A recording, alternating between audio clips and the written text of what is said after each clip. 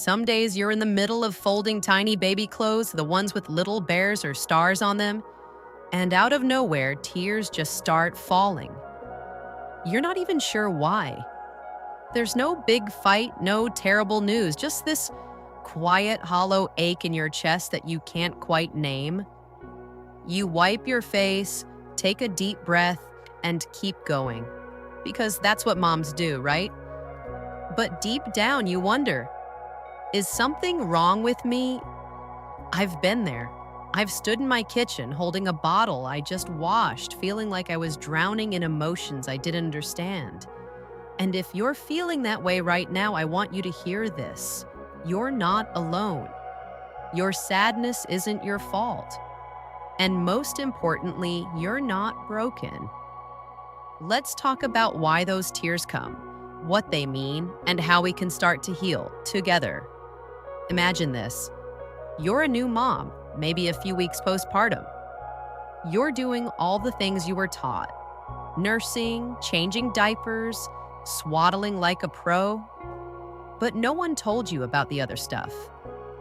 No one warned you that you might cry 3 times a day for no reason at all. Or that you might look at your beautiful baby, the one you love more than anything, and feel a flicker of resentment, followed by a wave of guilt for even feeling that way. No one told you that you might feel like a stranger in your own body, or that even when you're surrounded by people who love you, you might feel so painfully alone. I remember sitting on my couch, my baby napping in the next room, and just sobbing. Not because anything terrible happened, but because I felt like I was failing at being a mom. I felt like I was losing myself. Those feelings, they're raw, they're real, and they're more common than you might think. So why does this happen? Why do so many new moms find themselves crying without knowing why? There are a few big reasons, and I want to walk you through them because understanding what's going on can be the first step toward feeling a little lighter. First, let's talk about your hormones. After you give birth, your estrogen and progesterone levels take a nosedive. It's like your body's been on this hormonal roller coaster for 9 months, and now it's crashing hard.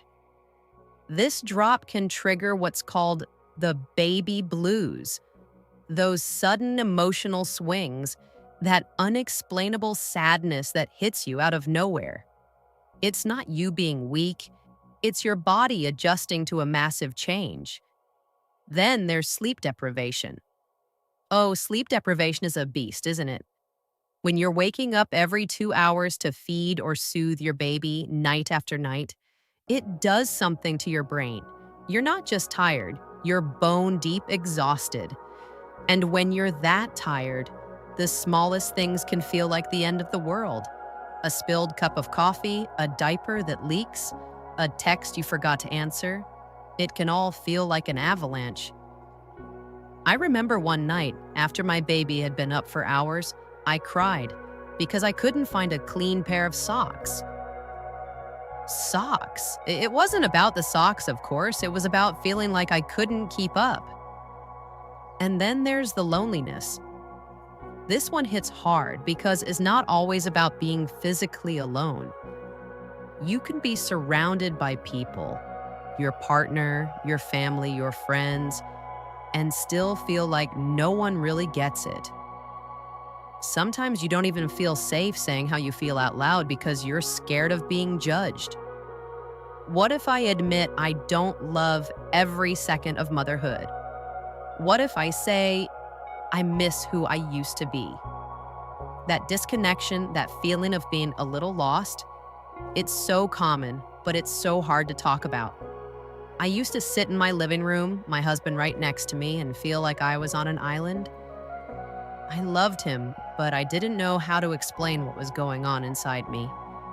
And honestly, I wasn't sure he'd understand. But here's the thing. Those tears, that sadness, it's not a sign that you're failing. It's a sign that you're human, that you're carrying a lot, and that your body and heart are working through something huge. Let's keep going because I want to share a little bit of my story. Not to dwell on the hard stuff, but to show you that you're not the only one who's felt this way. I'll never forget the first time I didn't want to hold my baby. It was a few weeks after she was born, and I was exhausted. I'd been up all night, and all I wanted was 5 minutes to myself. But she was crying, and I just couldn't do it. I handed her to my husband and walked away, feeling like the worst mom in the world. I thought, maybe I shouldn't have had a baby. Maybe I'm not cut out for this. And then the guilt came crashing in because how could I feel that way about the little person I loved so much? I cried over everything back then. I cried because my husband came home late from work. I cried because my mother-in-law asked if I was handling everything okay. I cried because my baby spit up on a shirt I'd just put on.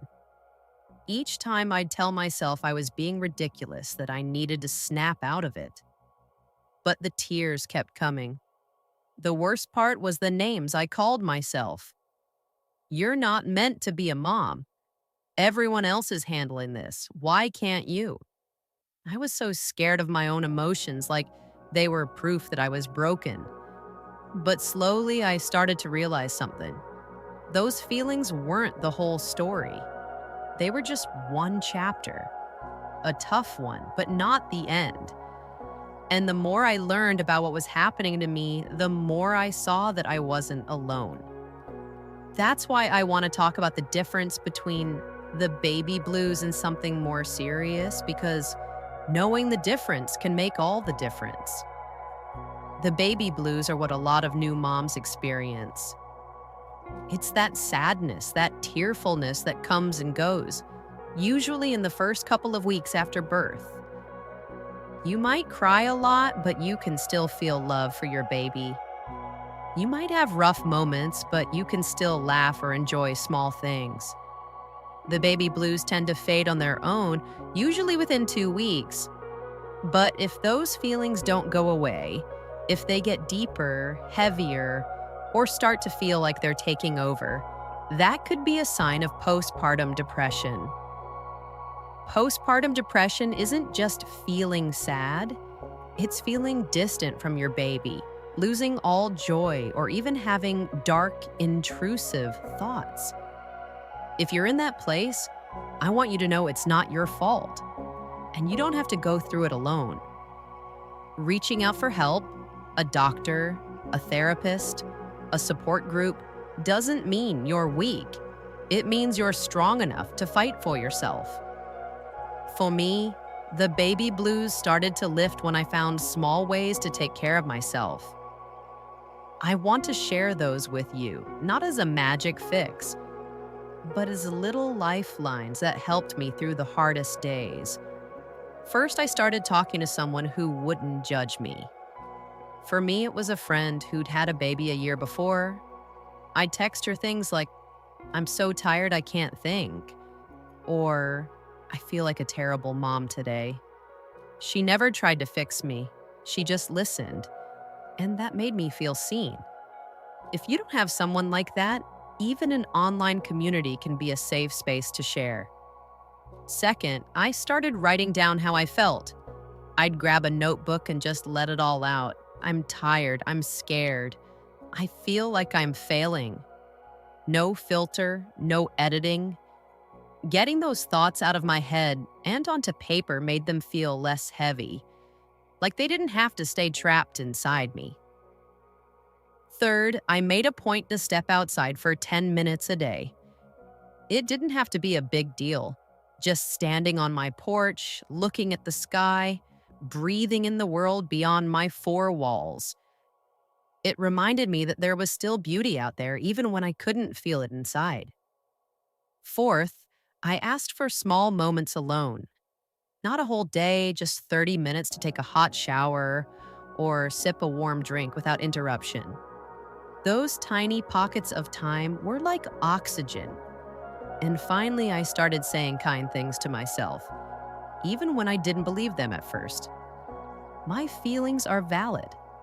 I am worthy of love, even when I'm struggling. I am a good mom, even on my hardest days. I'd repeat them like a mantra, and over time, they started to sink in. If you're a partner or a loved one watching this, I want to speak to you for a moment. Please don't tell her she's overreacting. Don't say, every mom feels this way, just get over it. And please don't expect her to bounce back on your timeline. Instead, ask her, how are you feeling today? And listen with your whole heart. Hold space for her, even when it's hard. That kind of love can make all the difference. As we wrap up, I want to whisper this to every mom listening. You are not broken. You are not failing. You're just walking through a very real, very human chapter of motherhood. Those tears, they're not a sign that you're doing it wrong. They're a sign that you're carrying so much and you're still showing up. If you've ever cried without knowing why, I'd love for you to share your story in the comments. Not because you have to, but because every time you do, you remind another mom that she's not alone. That her sadness is real and that we have each other. If this video spoke to you, hit that subscribe button for more gentle healing whispers every week.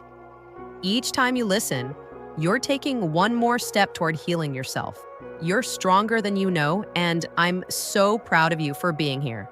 Let's keep walking this path together.